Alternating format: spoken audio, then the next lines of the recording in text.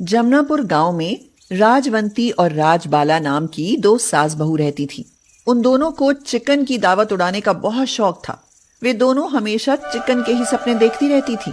बहू, मेरे से तो ये लौकी, भिंडी, आलू, बैंगन खाया ही न जाता। मन तो चिकन खाण को तड़पे सा। हाल तो हमरा भी कछु कछु यही है सासू अम्मा। चिकन के जायके को मन बड़ा तड़पत है। ये आलू भालू बैंगन वैगन भी भला कोई खाने का चीज है? राजबाला यह कह ही रही होती है कि तभी राजवंती का बेटा मनोहर आ जाता है और पूछता है, अरे माँ, आज खाने में क्या बनाया है? बेटा, देसी वाला मोटा चिकन बनाया है, खाएगा के? माँ, जो भी बना है दे दो बस, बहुत भूख लगी है, खाकर खेत में चला जाऊंगा। राजवंती और राजबाला को जितना चिकन खाने का चाव था, मनोहर को उतना ही चाव साग सब्जियां खाने का था। वह साग सब्जियां खाकर मस्त रहता था और अपने खेतों में मन लगाकर मेहनत करता था। अरे वाह, आलू बैगन और भिंडी की सब्जी खाकर मजा आ गया। अब खेत में चलता हूँ। हाँ, लगत है ये हमरा खसमवा पिछला जन्म में जरूर भैंसा रहा होएगा, तभी तो घास पात खाए के मस्त रहता है। हाँ, पर हम सास बहू तो शेरनी है, शेरनी। हमें तो रोज चिकन खाने में मजा आवे सा। हाय, हम मर जाएं सासू माँ, आपने तो हमरा मुंह का बात ही छीन लिया। एक दिन मनोहर दोपहर तक खेत जोतकर बाजार जाता है और वहां से कुछ सब्जियां लेकर आता है और घर आकर कहता है, सुनो राजबाला, मैं बाजार से ये कुछ साग सब्जियां लेकर आया हूँ। कौन साग सब्जियां लाए हो पति परमेश्वर जी, जरा बताए तो दो। लौकी, करेला, पालक, बैगन, गोभी लाया हूँ। यह सुनते ही राजबाला चौंक सी जाती है और अपनी सास राजवंती को पुकारने लगती है, सासू जी, उई सासू बाजी, जरा इधर तो पधारिए। के हुआ बहू, आसमान से बिजली टूट पड़ी के? ऐसे क्यों चीख रहीस? सासू माँ, ई मनोहर साग सब्जियां लेकर आए हैं ना। क्या चिकन नहीं लाया के? नहीं माँ, मैं तो लौकी, करेला, पालक, बैगन और गोभी लाया हूँ। अरे कम बखत, इसकी जगह चिकन न ला सकता था क्या? यह सुनकर मनोहर कहता है, पर परसों ही तो चिकन लेकर आया था। परसों लाया था तो क्या हम पर एहसान कर दिया था? जा, आज भी चिकन ही लेकर आ। वो देसी वाला चिकन लेकर आना मनोहर जी, वो को खाए के मजा आ जाता है। पर इन सब्जियों का क्या करूं? अरे गधे, करना क्या है, जाकर बैलों के आगे डाल दे। राजवंती और राजबाला को रोज रोज चिकन खाने की आदत थी और बेचारा मनोहर एक गरीब किसान था। पत्नी और माँ को चिकन खिलाने के चक्कर में कर्ज पर कर्ज लेने को मजबूर था। लाला, कुछ पैसे चाहिए। अरे भैया, मुरली वाली की जय बोल। क्यों बे, तू रोज रोज कर्ज मांगने क्यों आ जाता है? किसी बुरी लत का शिकार तो नहीं हो गया?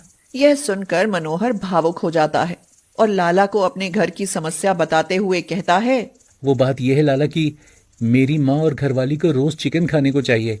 साग सब्जी देखकर तो उन्हें उल्टियां आने लगती हैं। अब आप ही बताओ मैं क्या करूं? अबे तो कर्ज क्यों लेता है? सीधे सीधे मुझसे चिकन बुक करना। मैं कुछ समझा नहीं लाला।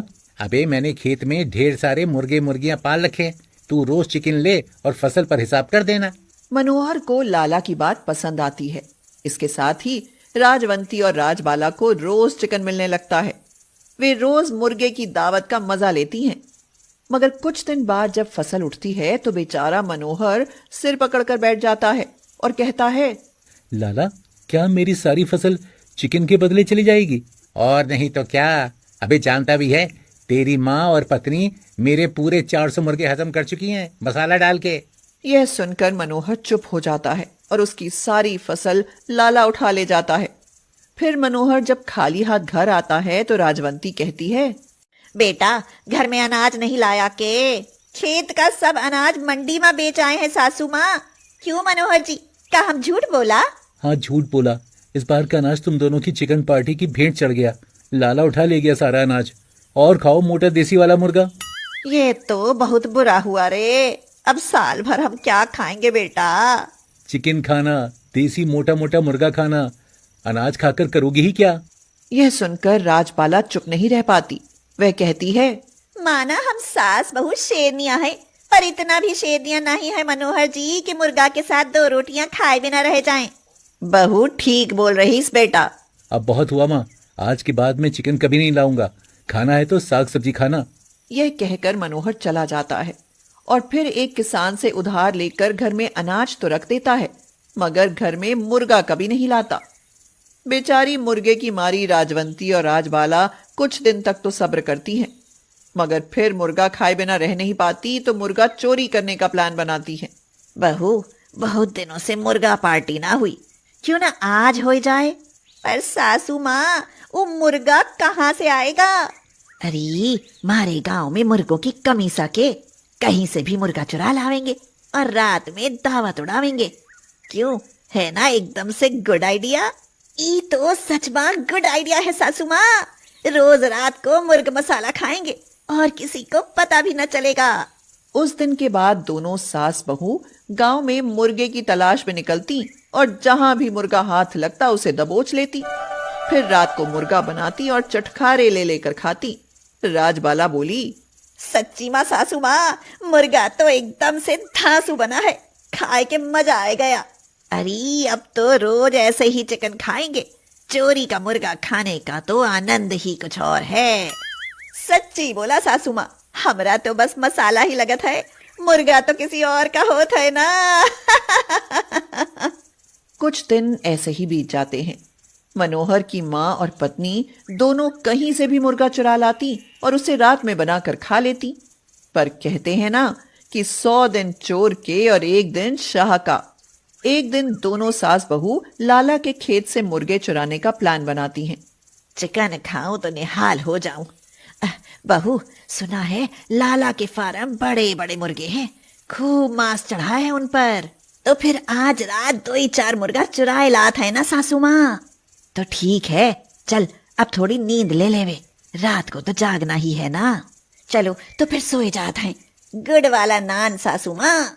यह कहकर वे दोनों सो जाती हैं और फिर जैसे ही रात होती है मुर्गे चुराने के लिए लाला के फार्म पर जा पहुंचती हैं। राजबाला आश्चर्य से कहती है, उई माँ, यहाँ तो एक से एक पहलवान मुर्गा है सासू माँ। अरे तुझे क्या मुर्गों की पहलवानी देखनी है? जल्दी से कांख में मुर्गे दबा और भाग ले, मौके का फायदा उठा, फायदा। सास के यह कहते ही दोनों मुर्गे उठाकर कांख में दबा लेती हैं। पर जैसे ही वहां से भागती हैं, मुर्गे शोर मचाना शुरू कर देते हैं और मुर्गों का शोर सुन फार्म के कुत्ते उनके पीछे पड़ जाते हैं। इस भाग दौड़ में मुर्गे तो उनसे बच जाते हैं, मगर वे कुत्तों से नहीं बच पाती। कुत्ते उन्हें काट खाते हैं। बेचारी दर्द से चीखते चिल्लाते किसी तरह घर पहुंचती हैं। घर आकर राजबाला अपनी सास से कहती है, ई कान पकड़ा सासू माँ, आज के बाद हम चिकन खाना ही छोड़ दिया समझो। मुर्गा चुराने में बहुत रिस्क है। बात तो तेरी सही बहू, पता नहीं अब कुत्तों के काटने के कितने इंजेक्शन लगवाने पड़ेंगे।